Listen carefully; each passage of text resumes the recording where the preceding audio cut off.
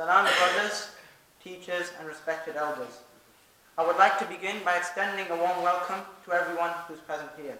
May Allah subhanahu wa ta'ala bless our futures with success and prosperity, and may He strengthen the Muslim Ummah during this time of hardship and difficulty that our brothers and sisters around the world are suffering from.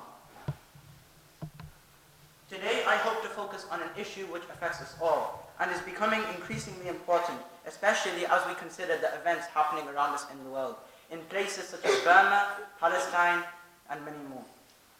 I want to explain how important it is to never forget our neighbors in humanity, to feel what they feel, to praise Allah and share in their happiness, and to remember them always in our prayers. And if they're struggling financially, or if they're under stress, we should feel that sorrow and we should try to comfort them.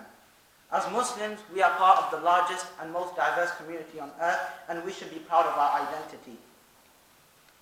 The thing that really sparked me to do this khutbah was the word unity, which originates from Anglo-French, and the uni is actually a Latin word which means the opposite of divisions. That we should all share a collective responsibility. We should be together. We should not be divided. But why does everyone focus on divisions? Verse number 103 from Surah Ali Imran in the Quran states, "And hold firmly to the rope of Allah and do not become divided. And remember the favor of Allah upon you when you were enemies and He brought your hearts closer together. And you became, by His favor, His almighty favor, you became brothers. And when you were on the edge of a pit of the fire, He saved you from it.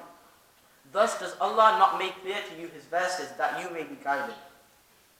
But still, why does everyone focus on divisions?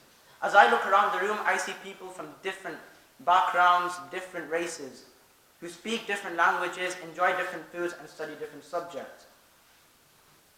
This difference is not division. In fact, these differences celebrate the beauty of diversity.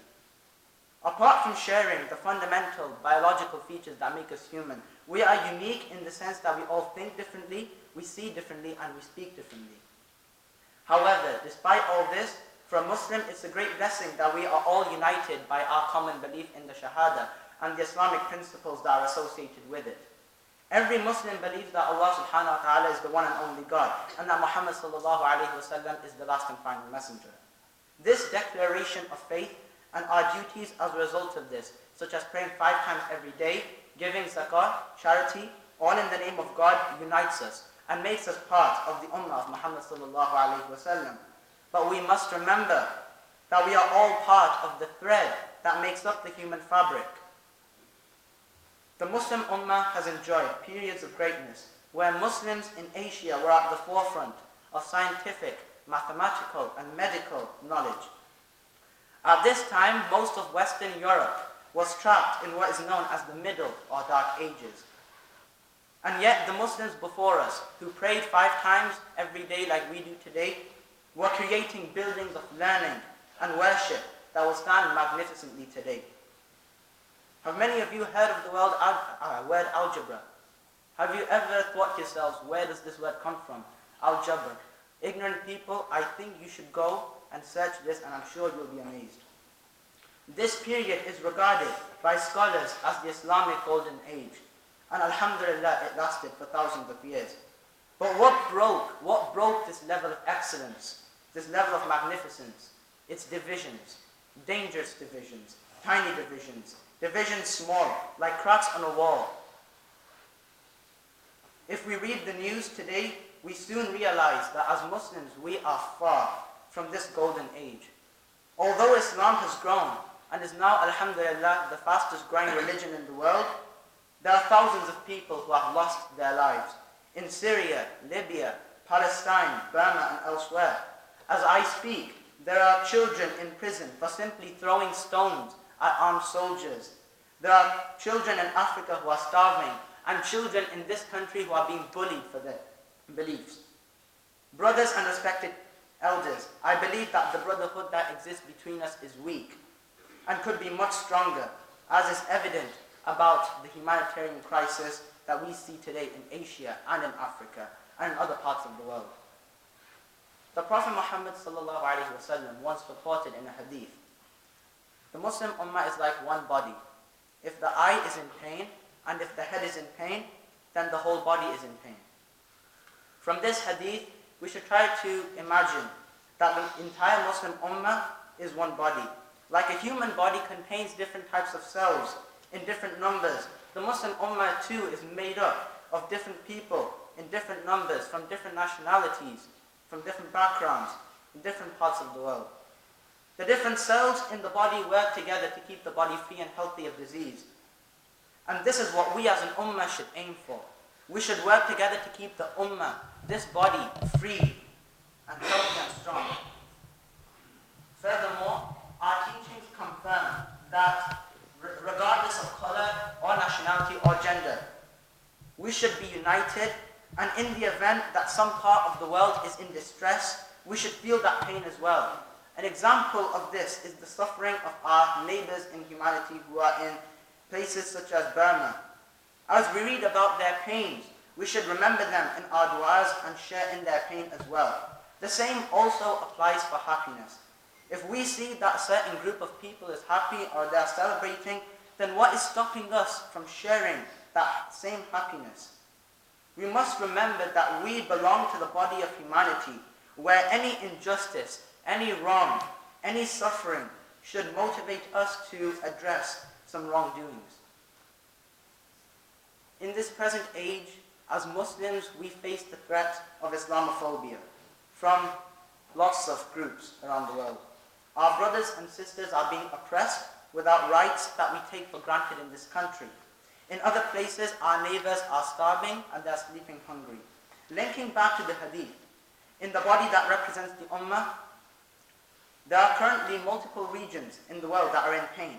And it is important than ever, more important than ever, that we struggle against this adversity to remain united as one.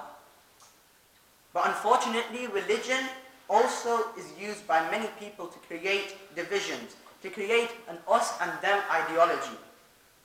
But Islam teaches oneness with humanity through dignity and respect. It's love, not hate, within Islam. There are many things that we can do to strengthen the unity between us. Simple actions that we all know, like greeting everyone with a salam, every Muslim with a salam, not only earns you the reward of Allah, but it brings with it a sense of ease and comfort towards the person you are greeting. It makes them feel safe and not alone. Other simple actions that strengthen our brotherhood is praying salah as a congregation, even if it's Isha Salat late at night with a few brothers and sisters. When we see on YouTube the Masjid al-Haram in Mecca, where everyone is wearing the ihram, they're all praying towards the Kaaba, we instantly feel those bonds. We feel a sense of security, and we also feel that we are there as well. When we see in Mecca and here as well, whenever people pray, when we see people of different backgrounds, different color, different races, praying together, standing side by side, we should strive to achieve this. We should stand by side with our Muslim brothers and sisters, but also our brothers in humanity. We should never forget them. And throughout our daily lives, we should try to get along with everyone, not just ourselves. If we see that there is another group, then we should try to respect them and honor them, not just our own people. But we are also encouraged by some to regard differences as a stick to hit one another with, and we must strive to honor one another as well. Most important of all, as Muslims, we should lift our hands and pray to Allah to strengthen the brotherhood that exists between us, and pray for help for our families and neighbors in humanity who are in times of difficulty and pain. When we make supplication to Allah, what difference does it make to spend a little extra time to pray for the safe well-being of our brothers and sisters in humanity who are going through hardship?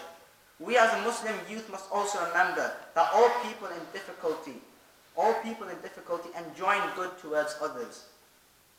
You may have heard the phrase, if you don't ask, you don't get. How can we expect Allah's help if we don't ask for it in the first place? Abu Hurairah radiyallahu anhu, a companion of the Prophet Muhammad sallallahu alayhi wa sallam, reported in a hadith, "Do not be envious of one another, Do not artificially inflate prices against one another. Do not hate one another. Do not shun one another, and do not put boundaries between yourself and another person. And be as fellow brothers and servants of Allah. A Muslim is the brother of another. He neither oppresses him, nor looks down upon him, nor makes fun of him. It is evil enough for a Muslim to hold his brother Muslim in contempt. All things of a Muslim are inviolable to another Muslim, his blood, his property, and his honor. But we must also look to our responsibilities towards mankind. We must behave well, with respect, and we must treat everyone with nobility, with peace, and we should respect everyone, everywhere. Please join me in the following dua. O Allah, strengthen the bonds that exist between everyone who is going through differences, who is going through hardship. Safeguard our brothers and sisters in humanity who are in danger. Provide food and water for those who are hungry and thirsty. Provide food and water for those who are hungry and thirsty. And O Allah, provide shelter for the homeless. And help those who live in poverty and ignorance or hatred. And may Allah protect the Muslim Ummah from calamities and difficulties. And may Allah protect humanity from divisions based on prejudice, hatred, and injustice. And may Allah subhanahu wa ta'ala, may you please grant us paradise in the hereafter. Ameen.